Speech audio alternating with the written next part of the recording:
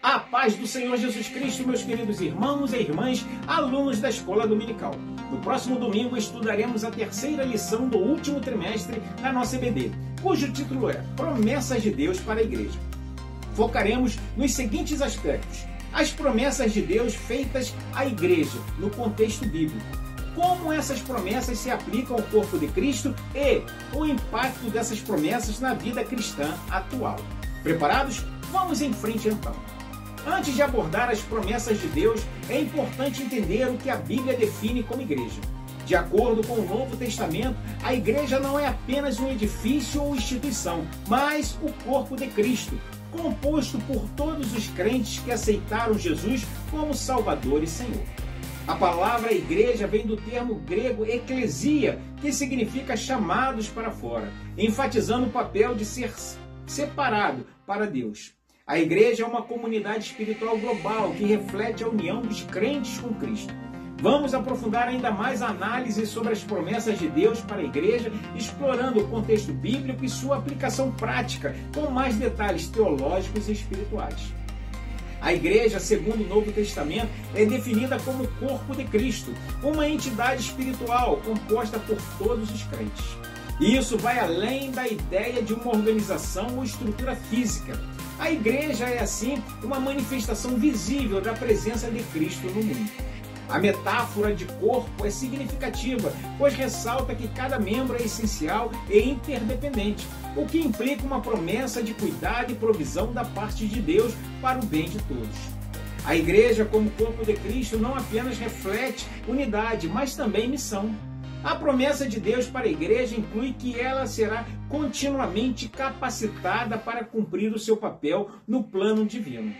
Cada crente tem um chamado específico que contribui para o funcionamento do corpo como um todo, o que aponta para a provisão de dons espirituais e a capacitação contínua pelo Espírito Santo.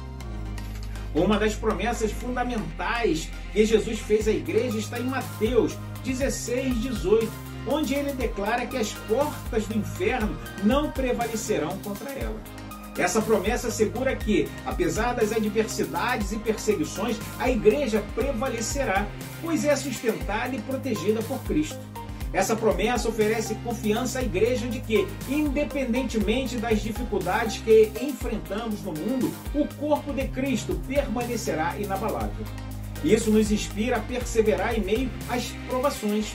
Quando Jesus declara em Mateus 16:18 que as portas do inferno não prevalecerão contra a igreja, ele está prometendo tanto edificação quanto proteção.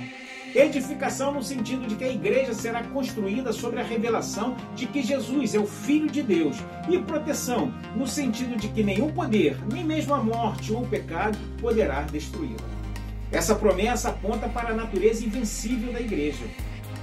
Durante a história, a igreja enfrentou inúmeras perseguições e dificuldades, mas a promessa de proteção divina assegura que, mesmo que sofra temporariamente, ela não será derrotada. Isso nos relembra que, apesar das tribulações parecerem severas, há uma dimensão espiritual mais profunda em que a vitória de Cristo já foi garantida. A vitória de Cristo sobre a morte, representada pelas portas do Hades, assegura à igreja de que o destino final é a vida eterna com Cristo. Outra promessa essencial de Deus à igreja é a presença contínua do Espírito Santo como guia e consolador. Antes de ascender aos céus, Jesus prometeu enviar o Espírito Santo para capacitar a igreja a cumprir sua missão de pregar o Evangelho, conforme João 14:16-17 e Atos 1:8. A presença do Espírito Santo nos dá poder para pregar, sabedoria para discernir a vontade de Deus e consolo nas dificuldades. Sem ele, a igreja não poderia cumprir sua missão de fazer discípulos. O Espírito Santo é o grande presente de Deus à igreja, garantido por Jesus antes de sua ascensão. O Espírito é responsável por guiar a igreja, conferir poder aos crentes e manter a unidade espiritual entre todos os membros do corpo. Em Atos 2, vemos o cumprimento dessa promessa no Pentecostes, quando o Espírito Santo foi derramado sobre os discípulos. O Espírito Santo é a força vital da igreja, permitindo-lhe cumprir sua missão de evangelização e discipulado. Esse poder divino não é algo temporário, é constante, é disponível para todos os crentes. O Espírito Santo também desempenha um papel fundamental na transformação da vida dos crentes, trazendo convicção, santificação e fortalecimento para enfrentar os desafios.